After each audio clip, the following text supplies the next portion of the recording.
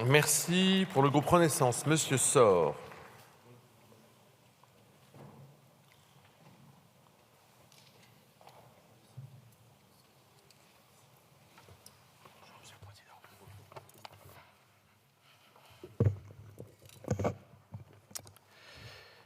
Monsieur le Président, Mesdames les ministres, Madame, Monsieur les présidents de commission, Messieurs les rapporteurs.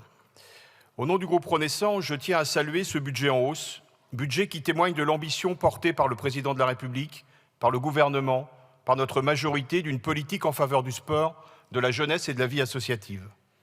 En effet, hors programme des Jeux Olympiques et Paralympiques, les crédits des 3 programmes de cette mission atteignent un niveau budgétaire sans précédent. Ambition pour le sport.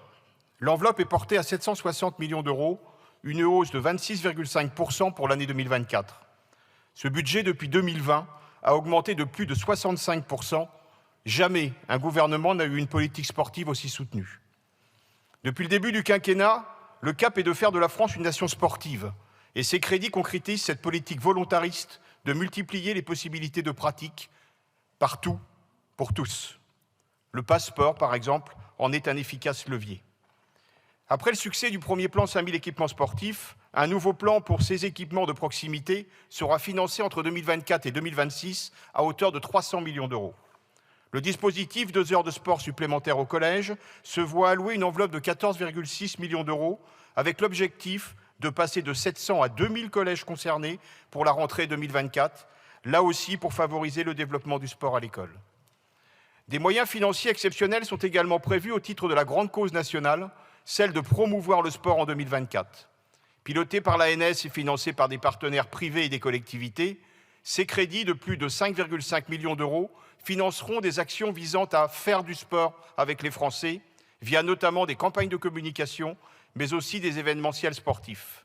De plus, dans la continuité du développement du sport santé, les MSS, les maisons sport santé, bénéficieront de 2 millions d'euros supplémentaires. Avec ce budget sportif, le gouvernement met tout en œuvre pour inciter les Françaises et les Français à pratiquer davantage d'activités sportives. Ambition de réussir les Jeux Olympiques et Paralympiques. La décrue des crédits prévus est amorcée conformément au prévisionnel et les ouvrages seront bien livrés à temps et sans surcoût. Créé après l'attribution de cet événement planétaire, le programme 350 poursuit l'objectif d'assurer la bonne préparation de cette grande célébration sportive. À moins d'1 an du lancement des Jeux, ces crédits permettront de finaliser sa bonne préparation. En complément, l'État prévoit une enveloppe de 4 millions d'euros pour mettre en place un dispositif d'animation territoriale pour les Jeux et un programme national de billetterie populaire de 5,5 millions d'euros destiné au public prioritaire. L'objectif ici est bien d'irriguer tous les territoires de notre pays et d'ouvrir les Jeux à toutes et tous pour en faire une fête populaire, transformant cet événement en politique publique en faveur du sport. Ambition pour la jeunesse et la vie associative. L'enveloppe allouée à ce programme représente 901 millions d'euros, soit une évolution de 7,6%. Ce programme a augmenté de 87% depuis 2017.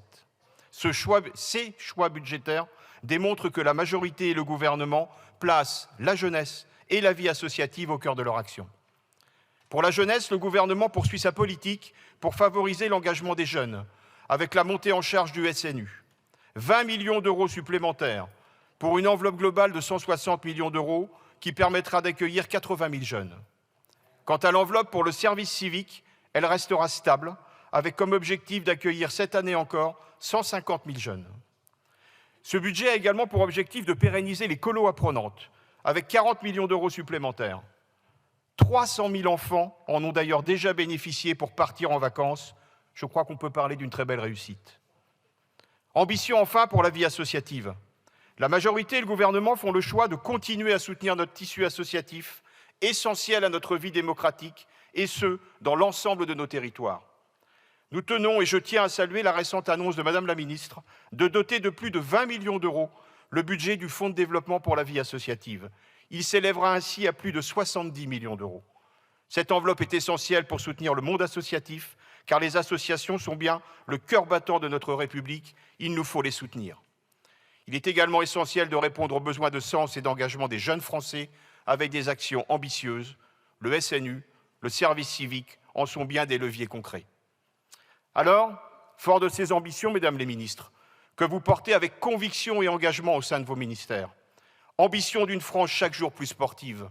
Ambition de Jeux olympiques et paralympiques réussis pour faire rayonner mondialement notre pays. Ambition d'une jeunesse qui s'engage pour faire République. Ambition d'une vie associative accompagnée avec des moyens adaptés.